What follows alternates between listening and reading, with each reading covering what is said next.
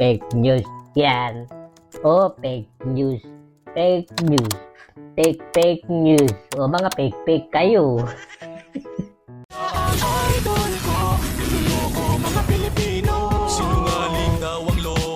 Inyong mapapansin mga kababayan, itong mga nakarang araw ay nagpo-post tayo ng mga comments ng mga Tulfonatics sa ating community na minsan-minsan kasi pumapatol din tayo. Dahil minsan kailangang ipaalala din sa kanila na talaga namang mga ubob sila at mga TANGA o yung paborito ng puon nila na INUTIL. NUTIL kayo. So, magbasa tayo ng ilan sa mga comments ng mga Tulfonatics na pinost natin sa ating community at tignan natin kung gaano tumatakbo yung utak ng mga Tulfonatics. Una, ito, 2 weeks ago. Wala akong masabi sa utak nyo. Sige, hit pa more, sabi ko. Bakit ba? Ganito kabobo ang mga Tulfonatics. Bakit? Ilan ba ang senador ang napunta sa hearing sa Senado? Lagi naman konti, di ba? O baka naman inggit ka lang kasi konti ang sahod mo sa YouTube. Lahat naman kayo, mga YouTuber, ganyan. So, sinasabi dito, lahat ng mga YouTuber ay ganyan. So, parang dahil sa kita. No? Dahil sa kita, kaya tayo mayroong YouTube channel. O, eto, tanga. Nilaglag mo yung amo mo. Tingnan mo to, Rafi Tulfo in action. Ang sabi dito sa Rafi Tulfo in action description, basa. Welcome to the official YouTube channel of Rafi Tulfo. Oh, may YouTube yung puon mo. Ibig sabihin, YouTuber yung puon mo. Huwag tanga. Nilalaglag mo yung amo mo. O, pangalawa. Tingnan natin to. Rafi Tulfo. Search filter channel. Yan, Rafi Tulfo Vlogs. May vlog din yung amo mo. Vlogger din, tanga ka. Welcome to Rafi Tulfo Vlogs. O, di ba? Vlogger yung amo mo. So, ganito pala ang mga YouTuber, no? Kaya naman pala, yung amo mo, kahit senador na, saan napupunta? Pumupunta pa rin sa kanyang programa. Mas marami na nga yatang oras doon sa kanyang programa eh. Di ba? Kesa maglagi sa Senado gumawa ng batas kasi pinapasahod ng taong bayan. Yun naman eh. Kani-kanina nga lang, di ba? May hearing. Tapos, nasaan siya? Nandun sa kanyang programa. Kasi mas malaki ang kita. Kasi ganun kaming mga vloggers. Ganun kaming mga YouTubers. O ano pa? Asan ba yung susunod? Wala. Eto. Isaksak mo sa utak mong puro laman ay Tulfo o Bob, sabi ko. Kasi itong isang to, nagre-react doon sa in-upload natin na may netizen na sumulat kay Senate President Miguel Zubiri sa ginagawa ni Rafi Tulfo na media man at the same time senador na yung nakakati yung oras niya. At sabi niya, nasaan ang sulat na sinasabi mo? Walang sulat, nag-vlog ka lang. Kunwari ka pa, pinagkakitaan nyo mga vlogger, mga ginagawa ni Tulfo. Ay nako, sabi ko, tanga, tignan mo yung title. Nandyan yung channel ng gumawa ng sulat kasi nandun nilagay ko nga. Tapos eto nilagay ko para ba isampal sa mukha niya na may sulat talaga. Sabi, eto si Mr. Jepoy. Ito yung mismong vlogger, netizen, na sumulat kay Senator Mig Zubiri, Senate President Mig Zubiri.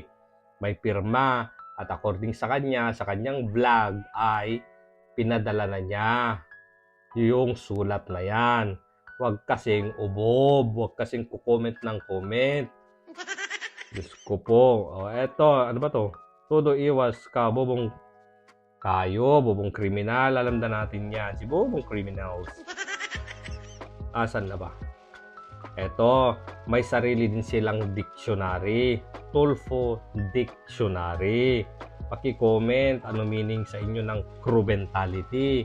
Kasi itong isang to, napakagaling. Sabi niya, inggit lang sa income ni Tulfo, Pilipino talaga.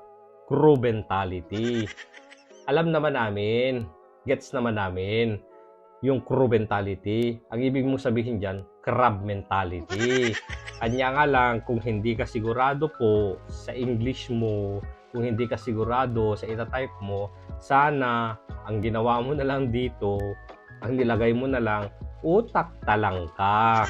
O, sino ngayon ang utak talangka? Sabi niya, inggit lang sa income ni Tulfo, Pilipino talaga. Crab mentality, i-correct na natin. So, hindi ba ikaw yung parang inggit? Dahil yung channel ko, yung channel ng mga kabatas, mga armado, ay umaangat. O, yung comment mo, pahila yan pababa. So, ikaw, yung utak talangka. O, di ba? Ganon yon. Tapos ito pa, nilagay ko na yung mukha para makita natin ang mukha ng isang Tulfonatic. Public naman yan. In-enlarge ko lang. Nandun o. Sabi niya, tama, alam mo, tama si Senator Rapi Tulfo. Dapat lang talaga i-band ang Kuwait. Ate, grabe ka naman sa i-band ang Kuwait pala. Kuwait pala yun. Sorry naman. So sabi ko, sure ka na ba sa band, ate? Baka ban ang ibig mong sabihin naman. Eto, may isa akong pinakapaboritong comment. Galing ito kay Papayo. Tingnan natin. Sabi niya, mali ka rin eh. Kailangang i-band ang Kuwait sa A. Kasi yun ang natanggal. Tama nga naman si Papayo. Kasi ang sabi ni ate, Kuwait. Yung bansa na nga lang hindi mo pa alam, ate. Kuwait po yun, hindi Kuwait. Hindi Kuwait pala. So tama si Papayo. Dapat i-bond yung letter A sa Kuwait para maging Kuwait. Ano pa? Eto pa. Ang sabi, wag mo sirain si Tulfo. Marami na yan na tulungan. Ikaw, magkano binayad sa'yo para atakihin si Tulfo? So binasag ko na. Sabi ko, ikaw, magkano binayad mo magkano binayad sa'yo para atakihin ako? Nasaan ang paninira? Pakisabi naman dahil hindi ako manghuhula. Kaya, yan, panawagan sa mga nagsasabing sinisiraan si Rapi Tulfo. Sana naman, sabihin ninyo kung asang banda yung paninira. Lalo na yung mga nagko-comment ng fake news. Pwede ba? Pag nag-comment kayo ng fake news, sabihin nyo naman, nasaan banda ang fake news? Hindi yung comment lang kayo na, fake news yan. Fake news. Fake news.